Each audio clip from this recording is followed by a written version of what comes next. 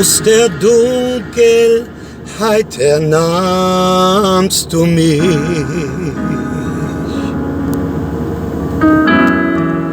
Und du stelltest mich in deinen Licht. Ich danke dir dafür.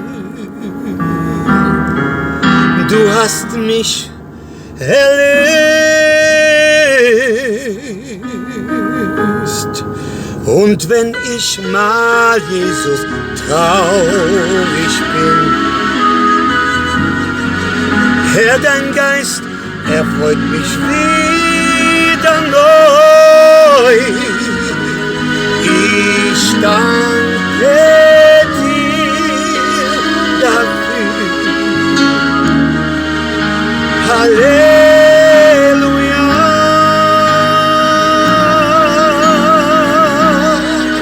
Voller Ehrfurcht kniee ich vor dir.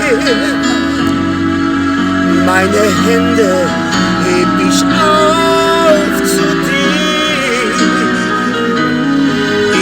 Ich danke dir, oh Herr. Halleluja.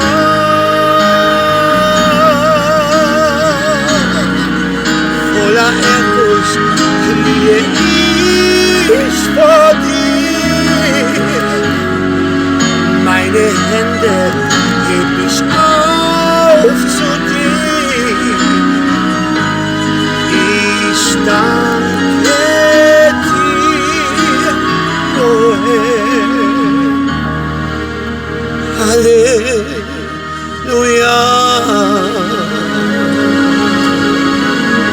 Halleluja, gepriesen, gelobt sei unser Herr.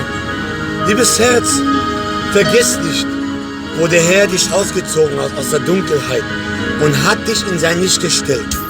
Wir können sein Blut in Anspruch nehmen, wo Stärke drin ist. Wenn du Situationen hast und Probleme, gebe es den Herrn ab. Er wird alles schaffen. Vertraue nur. Der Herr liebt dich, darum ist er für dich gestorben. Vergiss es nie. Schau auf das Kreuz und nimm dir einfach Gottes, Jesus Blutskraft auf dir.